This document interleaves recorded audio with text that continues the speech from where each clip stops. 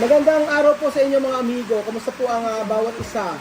So ngayong araw po ay kasama po natin si Tia Celsa at hindi naman po lingid sa inyong kaalaman na si Celia sa edad ng 17, Celia 17 no, ano, sa edad ng 17 ay nagbuntis at si Batya nga po ang tatay. Kami ito kung anyos kung dato pa parir. 16. Si Chamami daw po ay 16 anyos nung siya ay nagbuntis. So, Lorena? 18. Si Lorena 18, Sandra 16. Oh. Si Sandra at si Chamami parehas sa 16, si Sandra 18, no? Oh, 18 po. Marami nagtatanong, wala ba diyang nagtuturo about po sa family planning? Wala ba nagtuturo na ang pagbubuntis ng bata ay hindi makakabuti? Hindi lang sa katawan, kung hindi sa kanilang future. So, chamame, no?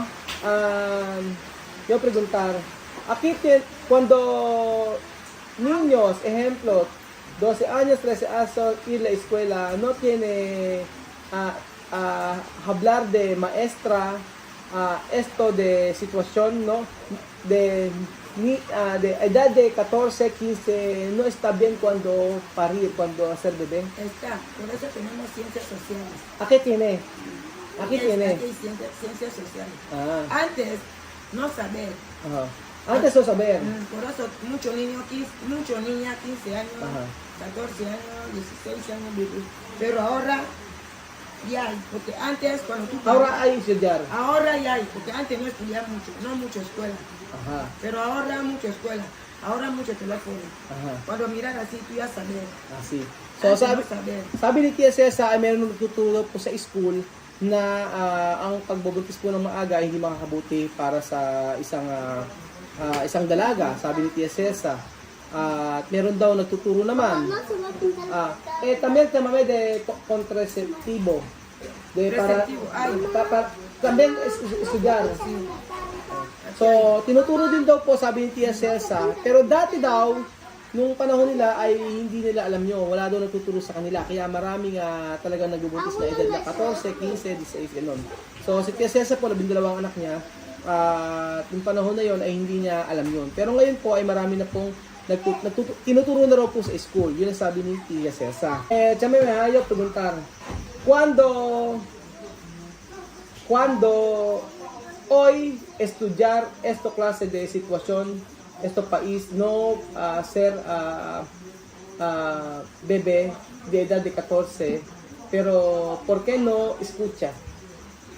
Por eso, porque antes había escuela, pero poco escuela. Pero hoy, ¿por qué también?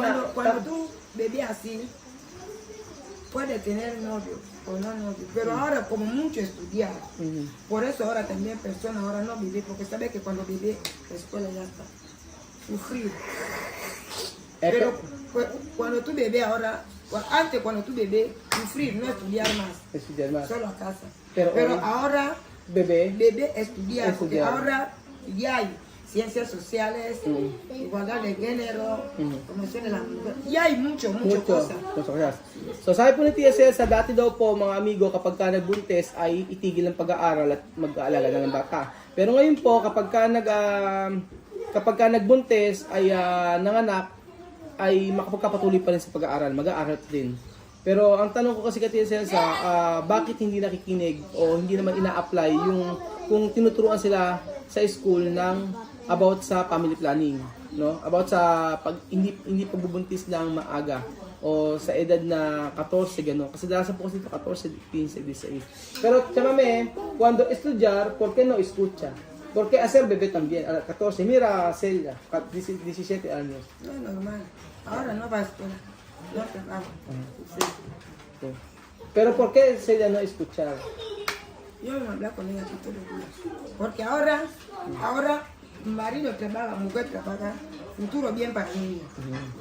Pero mujer no trabaja, solo niño, no marido, sufrir. No ve como yo aquí antes. Sí. Yo muchos niños sufrir. No trabajo, no marido, no nada así. So sabi ni Tia Celsa ay hindi raw okay na talagang hindi raw okay na hindi magtrabaho yung babae din, maganda rin daw magtrabaho para daw hindi maghirap. So kagaya daw ng sitwasyon ni Tia Cel sa dati na siya lang mag-isa. So alam ko daw kung gaano hirap na dinanas niya. At sabi ko, bakit si Celia ganun? Or bakit yung iba dito ay maaga ay nagbubuntis? Sabi niya, ay hindi naman daw ina-apply kung ano man yung tinuturo. So, maraming nagsasabi sa akin, maraming nagsasabi, di ba? Kahit sa comment, maraming nagko-comment na wag niyo nang iuwi si Sophie sa Pilipinas, sila misma, wag na. Pero isa yun sa dahilan, kaya talaga ayaw ni Tia Cel na mag-stay dito ang mga bata dahil mawalang magandang future. Dahil kahit nakatapos sa pag-aaral dito ay hindi talaga makakahanap ng trabaho na maayos-ayos. Kahit nakatapos ka ng pag-aaral dito, yung credentials mo o kahit nag-graduate ka ng university, minsan ang naging trabaho mo ay hindi maayos. Ganun, tsaka mababa yung sahod. Ganun. Kaya gusto niya mami matuto mag-English, matuto na matuto yung mga bata. No, tsaka mami, no? Por eso, tu decisión ir mi país porque tú no quieres misma Sophie Alima hacer Así, bebé. igual como yo sufrí. Sí, yun. So, ayun po mga amigo. Ang sabi ni Tia Cel, kaya niya gusto na makapag-aral ang mga bata sa Pilipinas. Ayaw ni Tia Cel na maranasan nila Sophie, nila Alima, at nila, yan, ng mga bata, yung dinanas sa Chamame, na naghirap, at gusto niya makapag-aral ng maayos. Porque aquí, cuando estudiar, también hacer bebé 14 años. Después, ¿cómo va? También cuando terminar de universidad, no coger bien trabajo. Porque de calidad de escuela aquí no está bien, no como... Sí, porque antes estudiar, terminar la escuela no trabajo. No trabajo. Pero ahora cuando estudiar, Otro país, pronto venir a trabajar. trabajar. O, yun Aquí po. también ahora, cuando tú terminas de estudiar, tú trabajas porque ahora universidad. Sí. Totoo po yun. Antes no había universidad Sí. aquí.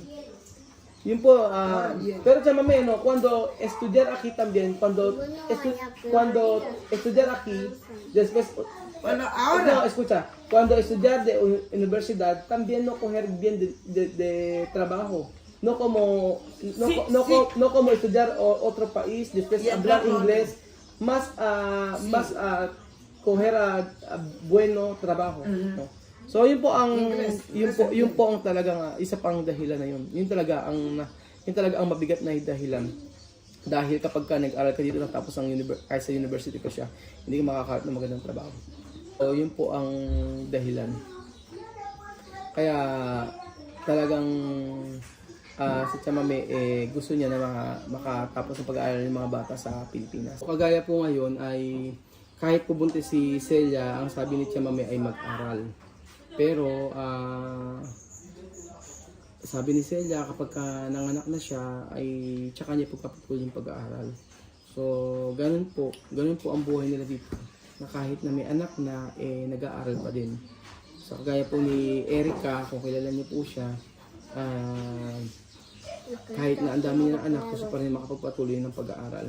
So, kahit pa paano ay siguro, merong natapos, ganun. Kaya nga po, ang marami dito ay umaalis at nag-iibang bansa para doon mag-aral. Hay mucho estudyante aquí ir otro país para estudiar. España, ano? Así. una vecina allí en Marina ahora, vino para Filipinas. ¿Quién? Una mujer, Una mujer? sí. Hmm. Su marido mandó a su niño ahora para Filipinas. Pilipina? Mandado o no? Mandado o no? Oh. Mandado Mandado? Isay? a estudiar. Meron daw pong isang Ginyana dito na pinadala sa Pilipinas para mag-aral. So, ganun po. Dito ay gusto makapag-aral sa ibang bansa. Mas gusto nila doon kaysa dito. Kaso, syempre, kakulangan ng financial. Kaya yung sabi ko na inoffer ko kay Chamame na makapag-aral yung mga bata sa Pilipinas, hindi nagbago ang decision ni Chamame. Hindi nagbago. Ang sabi niya ay papanindigan niya. Chamame, tu decisión, solo uno, no? Sí. Y en mi país, no, ya está. No hablar más. So, yun po ang decision ni Chamame, ang makapunta. Kasi marami nagsasabihin, ba't daw hindi naayos yung passport, ba't daw ganun-ganon. So, si Chamami po, basta sinabi niya ay ginagawa niya. At alam niyo po, sa umpisa pa lang, ay lahat ng desisyon na ito ay para kay Chamami. Si Chamami ang nagdedesisyon, hindi ako. Kaya, wag niyo po akong kagagalitan, wag niyo po kayong sasabihin na lahat ng desisyon ay na ako ang nagdedesisyon sa lahat. Hindi po. Si Tia Cesa po. Ako po, bilang isang OFW po dito, ay hanggang kailangan ako ni Chamami katulungan ng pamilya ay tutulong po ako. Hanggang ganun po. Hanggang kailangan nila ako. Ganun. Kasi yun lang ang pwede natin gawin makapag-aral lang mabuti. Ang mga bata at magkaroon ng magandang future. And then, Chamami, no, esto la verdad. De gobierno ha dicho, aquí no mucho guiñano. Por eso, cuando antes, ¿no? De gobierno ha dicho hacer bebé para mucho guiñano salir, así. ¿Está la verdad o no? No, no está bien. No, es la verdad. Kasi merong chismis dito mga amigo dati. Kwento lang ng ibang guiñano na gusto ng pamahalaan na mag-anak yung mga tao dito para daw magkaroon marami silang para dumami ang kanilang populasyon. Pero hindi naman daw. Pero eso no es la verdad. No hablar esto. Por eso ahora también, cuando personas tienen ahora 3 niños, tu papel para trabajo pide. Porque no estudiar, solo niños no. Hoy, Guiñano no quiere mucho. Estudiar, ahora no quiero muchos niños. Hoy. So, sa ngayon daw po mga amigo, sabi ni Tia Cesa ay marami daw Guiñano na hindi na rin gusto na maraming anak. Kasi nga raw ay gusto makapag-aral na maayos. At sabi ni Tia Cesa na maraming Guiñano na gusto na rin na ang anak lang ay 3, 2, 1, para daw po na hindi mahirapan at magkaroon din ng magandang future at makapag-aral sa ibang bansa. So, sobrang dami po, maraming umaalis dito sa bansa na ito para makapag-aral sa ibang bansa. Kagaya pa ng kahit bayan nila si Mami daw na pupunta sa Pilipinas para daw po makapag-aral. So, ayun po mga amigo at isa naliwanagan po tayong lahat about po sa pagbubuntis ng maaga ng mga kabataan dito. At least po ay alam na natin dahilan bakit ganoon. Ganun na lang ang gusto ni Chamami na makapunta ang mga kanyang mga anak sa Pilipinas. Salamat po mga amigo at yun ang mga ating video. Salamat po at God bless po mga kababayan ko. Mabuhay po ang Pilipino.